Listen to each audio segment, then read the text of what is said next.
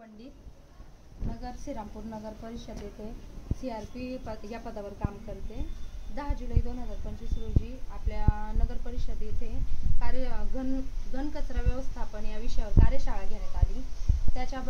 त्याच्यामध्ये घनकचऱ्याची माहिती दिली आणि डेंग्यू, मलेरिया, चिकनगुन्या याची लक्षणे, हा आजार कशापासून होतो आणि याच्यावर आपण काय उपाय करू शकतो, काय बचाव करू शकतो याच्याबद्दल माहिती दिली। हीच माहिती मी आज तुम्हाला इथे देत आहे। आता घनकचरा व्यवस्थापन याच्यामध्ये आपल्या चार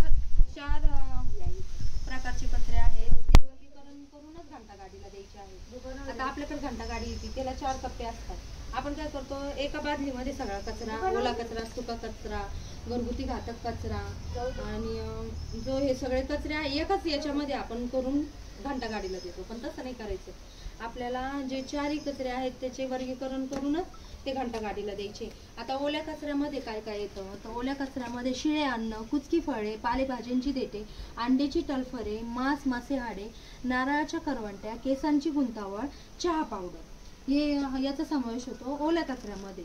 सुक्या कचऱ्यामध्ये प्लास्टिकच्या पिशव्या, प्लास्टिकच्या वस्तू, कागद, पुठ्ठे, थर्माकोल, काचेच्या बाटल्या, खिळे, धातू, सेरेमिक वस्तू इत्यादी कचऱ्याचा समावेश होतो सुक्या कचऱ्यामध्ये। आता ज्या काचेच्या बाटल्या आहेत त्या आपण जे आपलं पुठ्ठा आहे, पुठ्ठ्याच्या खोक्यामध्ये त्या हे करून द्यायच्या आहेत। आता घंटागाडीचे कर्मचारी जे येतात त्यांच्या पण हाताला, त्यांना पण इजा न व्हावा म्हणून त्याची आपण काळजी घ्यावी।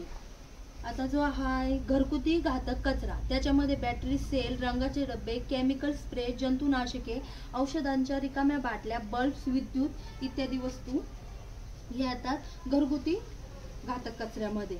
आणि घरगुती सॅनिटरी कचऱ्यामध्ये डायपर, सॅनिटरी नॅपकिन, वापरलेले निरोध, वापरलेली इंजेक्शने, मेडिकल पट्ट्या इत्यादी। आता घरगुती सॅनिटायझर कचऱ्यामध्ये आपण जे बाळाचे डायपर देतो तर ते कसे द्यायचे, ते आपल्या पेपरमध्ये गुंडाळून त्याच्यावर पिवळ्या कलरचा डॉट द्यायचा आहे, तेव्हा ते घंटागाडीत द्यायचे। आणि जो सॅनिटरी नॅपकिन आहे, आता ह्या बायका काय करतात, बायका खूप लाजतात घंटागाडीला द्यायला, त्या काय करतात, काही बायका इकडं तिकडंच फेकून देतात। मग ते कुत्रे काय करतात, कुत्रे ते फाडतात, तेच कुत्रे लहान लेकराला चावतात, बरोबर आहे ना। तसं करायचं नाही। सॅनिटरी पॅड जो आहे तो पेपरच्या कागदात गुंडाळून त्याच्यावर एक लाल टिपका द्यायचा आणि मगच तो घंटागाडीत द्यावी।